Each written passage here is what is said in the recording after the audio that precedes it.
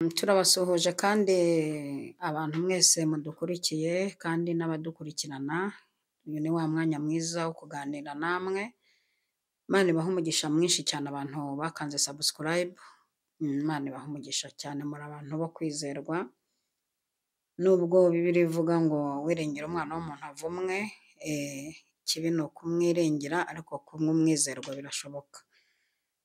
Imana ibahe umugisha rero aho muherereye hose mwumvemo ikaze, umurimo w'Imana umeze ute aho muri? Amatabaza ameze ate? Niko twajyaga turirimba ngo mbese muri aho amatabaza ameze ate?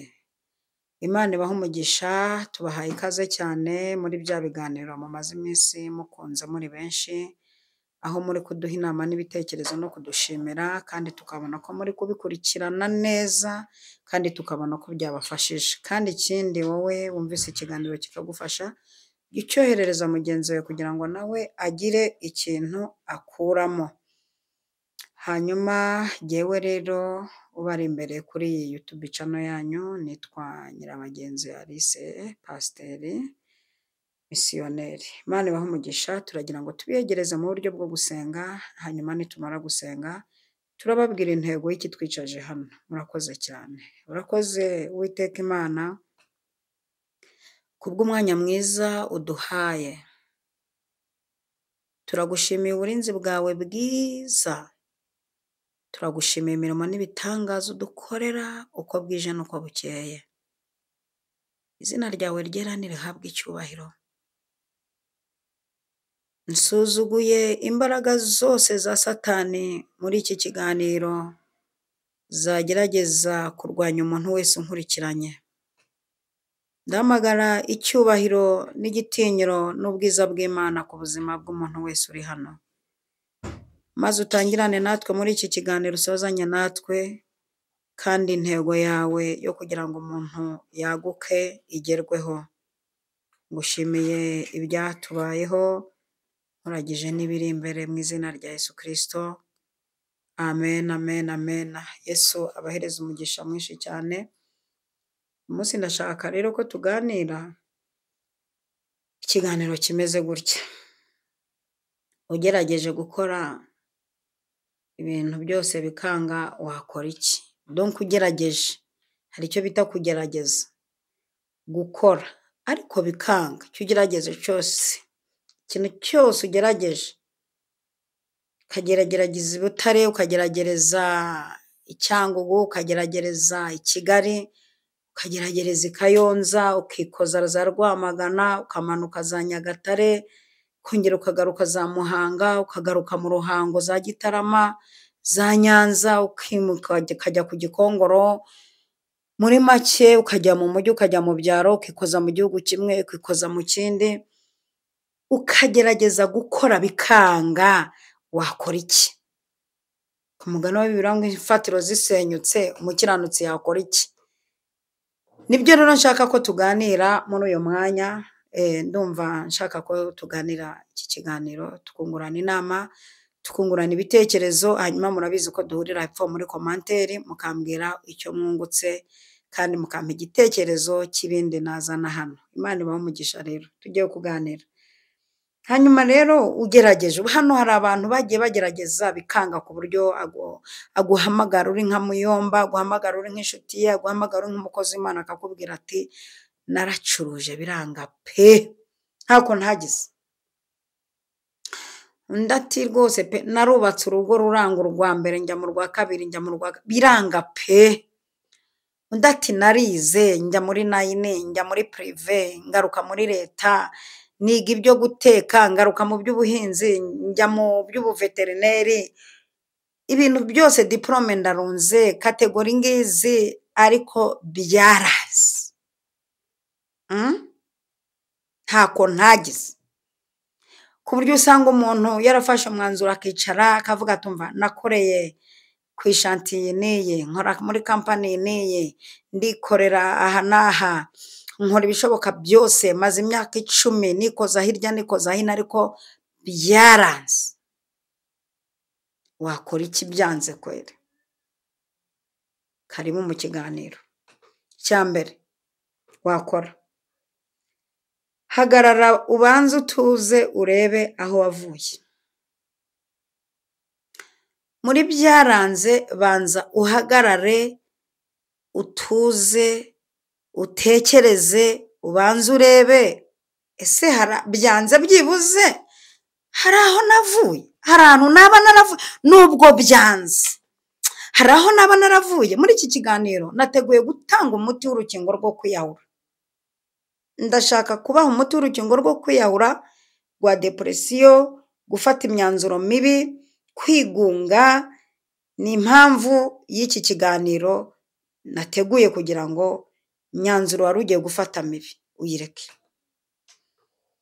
Muri naragerageje ntako ntageze, kuko Satani niyo ntwara akunda kukwereka ngo byaranze, agahita ashyira feri mu bwonko, agahita ashyira feri mu biganza, agahita ashyira feri mu birenge, ku buryo ntaho uzongera kujya, ibiganza utazongera gukora, ibitekerezo utazongera gutekereza, akanwa katazongera kuvuga, ugahagarara muri byaranze, ntako ntageze, byose byaranze. Niyo mpamvu nateguye iki kiganiro ngo ugerageje gukora bikanga wakora iki. Ingingo ya mbere, hagarara utuze urebe aho wavuye. Banza uhagarara utuze, wicare utuze, usome ku mazi, utekereze, umedite, ujye mu kajaride, ujye kwicara iruhande rw'amazi, cyangwa wicare imbere y'igitanda, cyangwa wicare hejuru yacyo, cyangwa munsi yacyo, ubanze utekereze uvuga uti harya nubwo byanze hari aho naringeze, hari aho byibuse naringeze. Rimwe na rimwe tugerageza byinshi ariko tuticaye ngo twisuzume, tuticaye ngo tubanze twisuzume. Fata umwanya usenge wibaza uti ese ibi bintu nabigiyemo ari ubushake bwanjye cyangwa ari ubushake bw'Imana. Ubanze unicara urebe uti harya izi nyanya nari nagiyemo nkajya kuranguza amakamyo, nkabona kuzirangura ntibiryoshye, nkafata umwanzuro wo kujya kuzihinga nkajya nzicuruza nazihinze, nabwo zikanga nazitera umuti ukagira ngo nziteye aside, nazivomera ukagira ngo n'umuriro, nageza ku isoko bati turabona atari inyanya, turabona atarizo. Ese banza unarebe utese ibi bintu reka nanisuzuma, ubundi ibi bintu nari nagiyemo ni ibyanjye. Ubanze urebe ese ni ubushake bwanjye bwanjyanye muri ibi, ni amarangamutima y'uko niganye uwo byakijije, nari numvise ijwi, ibi bintu nabigiyemo. Nimba ibi bintu warabigiyemo nta jwi wumvise ari no kwigana atari amarangamutima yabitakurimo, ubanza utekereze iki kintu kuki ibi bintu byanze. Ese kuba mbikoze bikanga mfata uwuhe mwanzuro? Fata umwanzuro wo kureka gukora, niyahure, niruke, mpunge igihugu, mbigenze ne? Nimba ukora bikanga hari decision ugomba gufata. Iyo ni ingingo ya mbere. Ingingo ya kabiri, turi ku kiganiro kivuga ngo ugerageje gukora ibintu byose bikanga kandi uri umushakashatsi, mbega uri umuhigi pe, utananirwa, wikoza hirya wikoza hino, niki wakora? Icya kabiri, ingingo ya kabiri, ganira n'Imana utayishinja. Kuri iki kintu cyo gushinja rero, hari ukuntu umuntu ajya imbere y'Imana akavuga ngo Mana reba niwe wanshutse urambwira ngo njye gukora iki. Reka gushinja Imana ugeze muri byaranze. Reka gukondana Imana ari ubwiza bw'amaso yawe. Oya, genda utobora uvuge, ujye uyibwira, uvuga uti, ugenda uvuga uti nacuruje inyanya biranga, nzirangura saa sita zigeza saa 10 z'igihari, ibintu byose Mana byanyobeye rwose, Mana rwose ngira inama, niwe mubyeyi mukuru, niwe nemera, niwe mpungiyeho, ubuse mbigenze ne? Mbega ujye basi kwitonga, ujye kwivugisha nk'umusazi imbere y'Imana, basi bari hujye no kugira ngo ujye imbere y'umuntu ukumvira ubusa, ujye imbere y'umuntu wabigizemo n'uruhare kugira ngo byange kugenda. Genda wivugisha nk'agakecuru imbere y'Imana, cyangwa wivugishe nk'agasaza kataye inkono y'itabi. Ugende uyavuge pe, wivugishe, ujye usoma no ku mazi wivugishe, uvuga uti ntako ntari nagize Mana rwose pe, waravuze ngo uzahira imirimo y'amaboko yanjye, nabyutse mu gitondo ndazinduka nta nyuma y'abandi, ntako ntagize. Mbega ugende uyacurikiranye ari kuri imbere y'Imana, ariko utayishinja, utigeze umushinjacyaha, utigeze umuntu w'umushinjacyaha. Saba Imana kukwereka impamvu ibintu byanze. Yibaza uti kuki bundi ku Mana, kuki byanze? Uyibaze. Hari igihe kubuza ikintu kugira ngo igukingire ikibi, cyangwa iguteguriye iki kiruta. Hari igihe rero ukavuga uti reka mbroke ibi bintu, kuko ndabona hazahagwa. Icyambere arazinduka saa 11 bazamwica, ikindi ntiyigeze ambaza, ariko kuko ndi Imana imukunda imureberera, reka mbibroke ahubwo abanza nyegere. Naranamubuze abanza nyegere, nyuma yo kunyegera ndamusanga, mugira inama y'icyo yakora giciriritse kandi kizamuvanayo. Twagiye ku ngingo ya gatatu.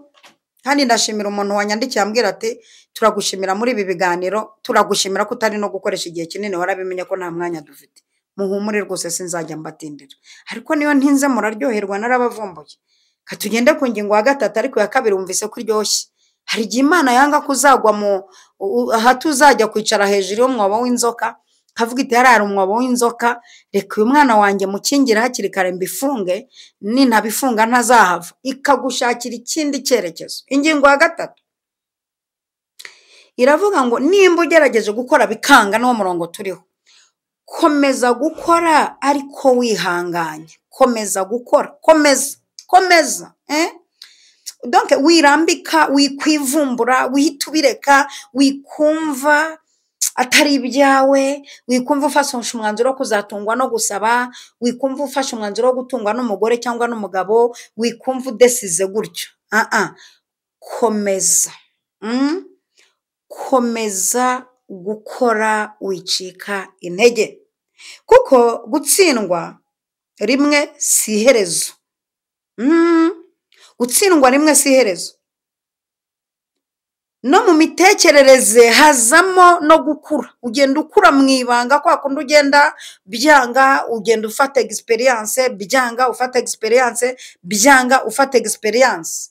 Ntabwo nabaho bahamya bw'uburyo nabonye kategori ku nshuro ya 4. Iya mbere natsindiwe demarage, manuka njya kugura indi kode, bucya njya kwiga, ngumya kugerageza. Bwa kabiri nsindirwa circulation, biranga, sinacika intege, manuka ngura indi kode, mpita nkomeza, nabwo biranga. Ku nshuro ya gatatu nabwo ngerageza gukora, biranga, ndaswata muri circulation, hanyuma ndataha ngeze mu rugo nta mfite morale. Ndibuka ko ntsindwa ku nshuro ya gatatu, naje nikoreye igikarito cya juice, ni juice ziryoha cyane zitwa Mirinda.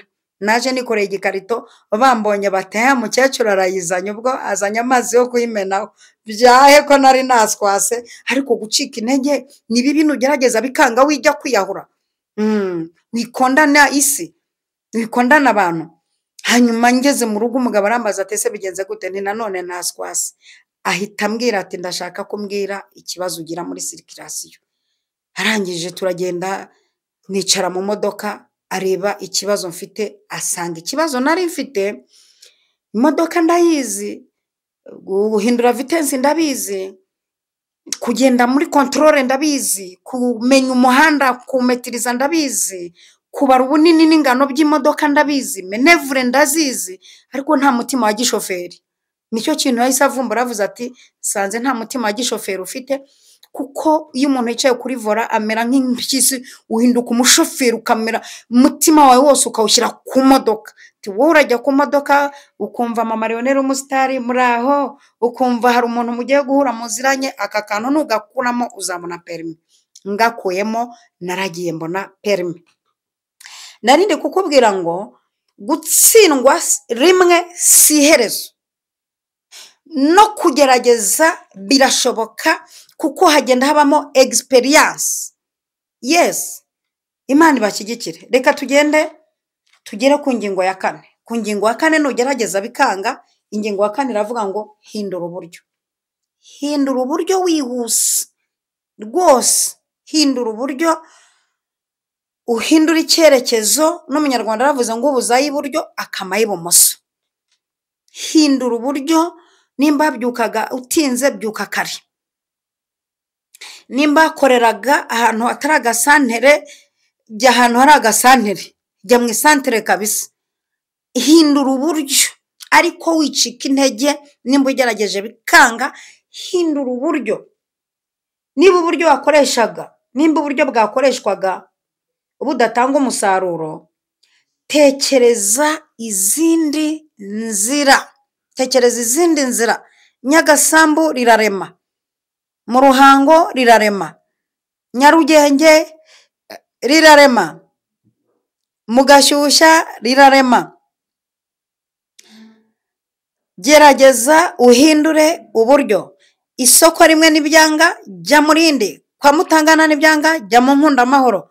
Mu Nkundamahoro n'ibyanga, jya City n'ibyanga, jya kwikorana. Wiyeranje, ugende uhindura uburyo. Ntukagume mu cyerekezo kimwe, umera nkaho wibrokeye ahantu hamwe. Hindura uburyo. Kositimu n'ibyanga, jya mu ikoboyi. Koboyi n'ibyanga, jya mu itise. Itise n'ibyanga, jya mu matisheti. N'ibyanga, jya mu nkweto z'uruhu. N'ibyanga, jya muri bodaboda. Gerageza, sibyo? Aho kugira ngo ufate ya myanzuro imeze nka gereza. Hano iki kiganiro kirimo umuti wo kudadeprima. Ingingo ya 5 iravuga ngo shaka abantu baguhumuriza. Impamvu iyi ngingo ya 5 nayiteguye mu byo ndi kuvuga, shaka abantu baguhumuriza. Mu by'ukuri iyo wagerageje gukora bikanga, cyane cyane iki kintu nkibona n'abagabo. Abagabo mu ntega amatwi mu nyumve, murarambirwa.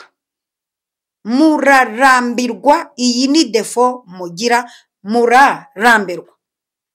Ba mutarambirwa bitwa abagore byanga mu majipo akajya mu mashati, mu mashati byakwanga akajya mu masutiye, mu masutiye byakwanga akajya mu maherena, byakwanga akajya mu kuboha imisatsi. Ariko abagabo murarambirwa.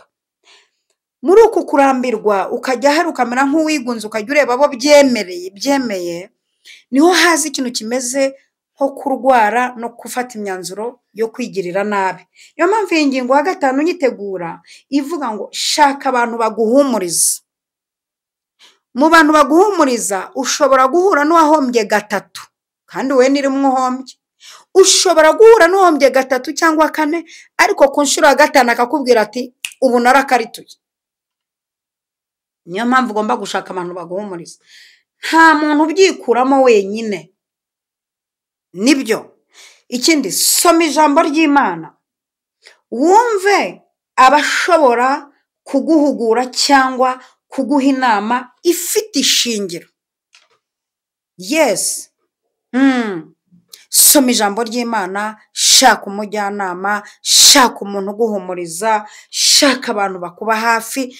Byanga byakunda muri abo bantu baguhumuriza, ntabwo ubura umuntu ukugerera ku ngingo ugushimira kubabaza. Ingingo ya 6 iravuze ngo wibuke ko gutsindwa bitavuze ko Imana yakwibagiwe.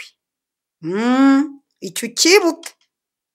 Gutsindwa bikwanga, gushora ugahomba, kugerageza bikanga, kwikoza hirya no hino bikanga. Uze kwibuka ko bitavuze ko Imana yakwibagiwe. Ariyo mpamvu hari ingingo twavuzemo ngo ubwire Imana ariko utayishinja. Yosefu yabanje kugera mu nzu y'imbohe mbere yo kugera ku ntebe y'ubutegetsi. Iki kintu uracyumva? Mbere yo kugera ku ntebe y'ubutegetsi yahabanje kujya mu nzu y'imbohe. Ntimugashake kubanza kujya ku ntebe y'ubutegetsi utaraca mu nzu y'imbohe. Banza uca mu nzu y'imbohe, uca mu nzira yo kugerageza bikanga, ubone kugera ku ntebe y'ubutsinzi, ku ntebe y'ubutegetsi, intebe y'ubutsinzi, nta muntu wigeraho atagerageje ngo byange, biranga ejo bigakunda. Iyo byanze byose ntibivuze ko Imana yahagaritse gukorera abantu ibintu yagambiriye kuri bo. Bishobora no kuba ikimenyetso cy'uko igiye gukora ikintu gishya, nabyo birashoboka. Ibyo bishobora kuba ikimenyetso cy'uko Imana igiye gukora ikintu gishya. Birashoboka ko wishingikirije ku mashuri wize, wishingikirije ku iduka bagukuburiye, wishingikirije ku byo baguhaye. Birashoboka ko Imana igiye gukora ikintu gishya, ariko nugerageza bikanga, ntuca akarongo ngo ndabiretse, ndarambitse, ntako ntagize. Namwe mugenda mugerageze, wikubita iduka urireke, utange ifunguzo uti umva mada, namwe bamanama, ntako ntagize. Yes. Hanyuma rero tugiye kureba Bibiliya, tugiye kubaza Bibiliya, dusimbukire muri Bibiliya. Ese Bibiliya yatugaragariza abantu nabo byagenze gutyo, byacanze bikabacanga, bakagerageza gukora bikanga, bakikoza hirya no hino bikanga, ariko bikarangira bikunze? Ese turebe Bibiliya icyo yabivuzeho. Dusimbukire mu Itangiriro igice cya 29. Itangiriro igice cya 29. Turebe ko nabo byababayeho, ba bene wacu twirirwa twigishaho, turebe ko byababayeho nabo bikabacanga, ariko ejo bundi bikicangura. Umurongo wa 15 tubariho duhera. Labani abaza Yakobo ati, kuko uri mwene wacu nicyo gituma unkorera ku busa? Urashaka ko nzaguhemba iki? Kandi Labani afite abakobwa babiri, umukuru yitwa Leya, umuto yitwa Rasheli. Leya yari afite amaso atabengerana, ariko Rasheli yari mwiza wese no mu maso ari heza. Yakobo abenguka Rasheli, asubiza Labani ati, ndagutendera imyaka 7, uzanshyingire Rasheli umukobwa wawe muto. Labani aramusubiza ati, kumuguha biruta kumuha undi muntu wese, gumana nanjye.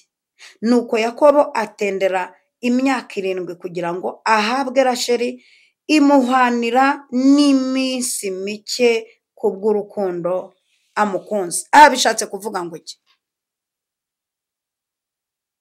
Yakobo yagiye gutata chance kwa Labani, ajya kumuhingira nyine, ajya gucinya inkono ngo arebe ko bamushyingira Rasheli, ariko birangira bamutuburiye bamuha Leya. Leya ngo arafite amaso abengerana, mu yandi magambo arafite amaso areba imirari. Baba rero bamuzanira bibona byarangiye, baramubwira bati, rero twebwe ntabwo tujya dushyingira umukobwa muto, umukuru ahari.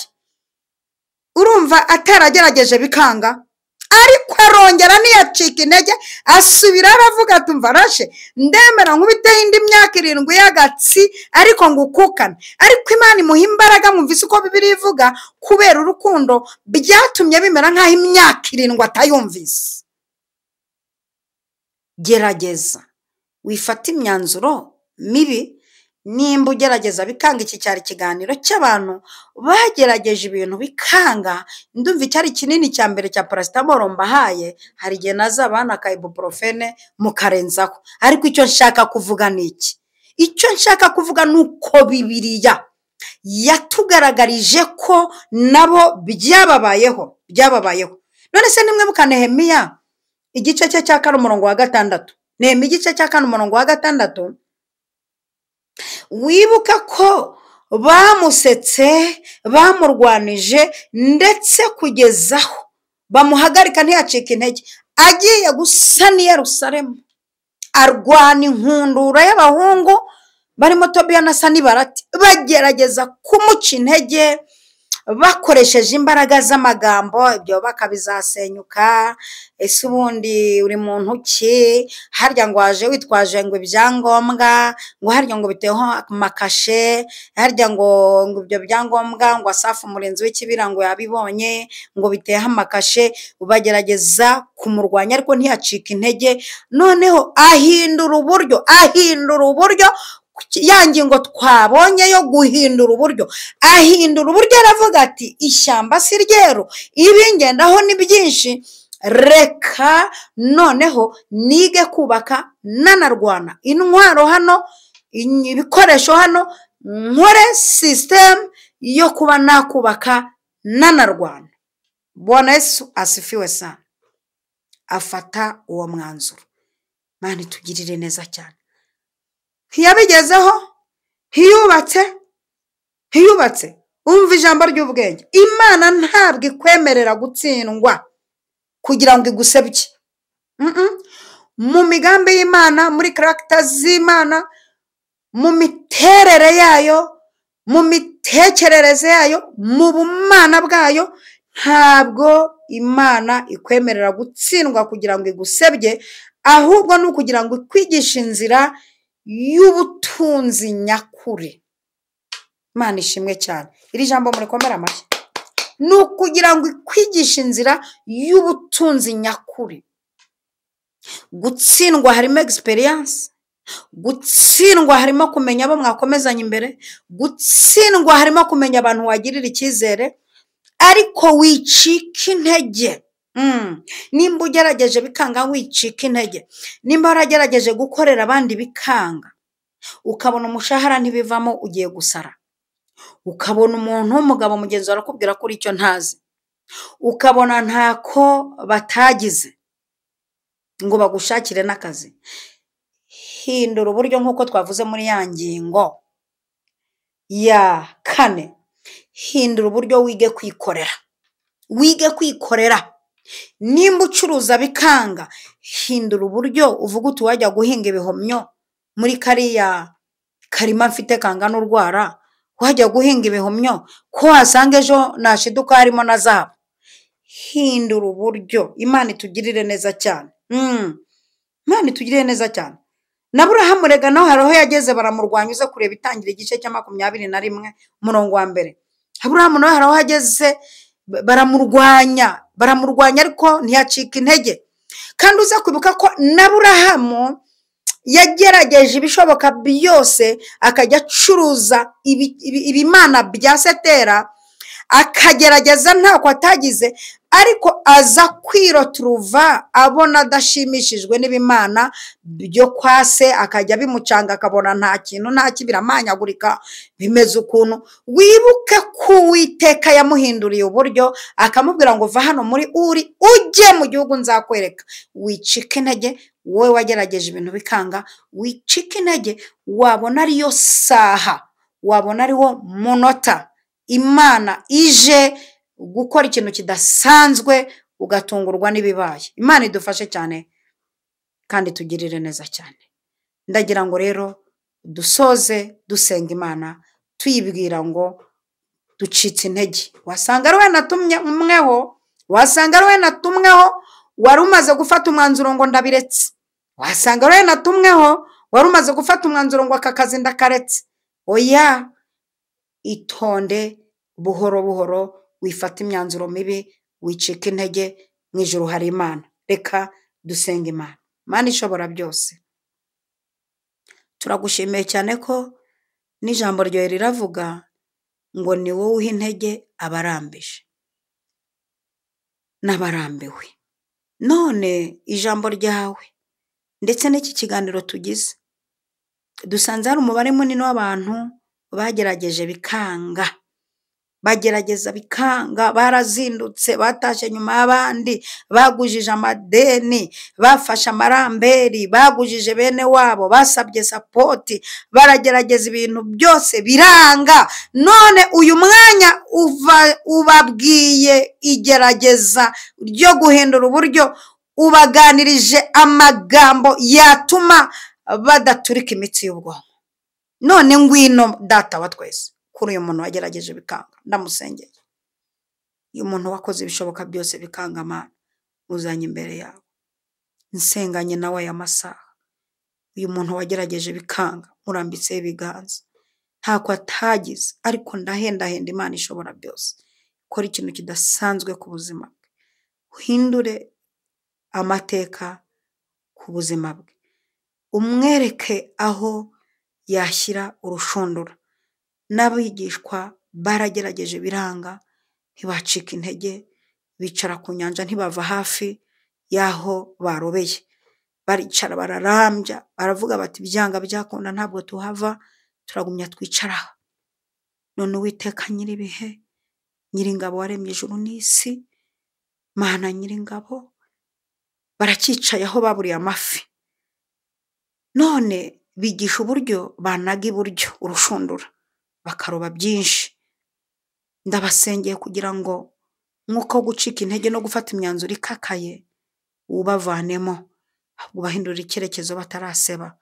Ndagushimiye Mana ko bikoreye kwiyubahisha, mu izina rya Data wa twese, Mwana n'Umwuka wera. Amen, amen. Shalom, shalom.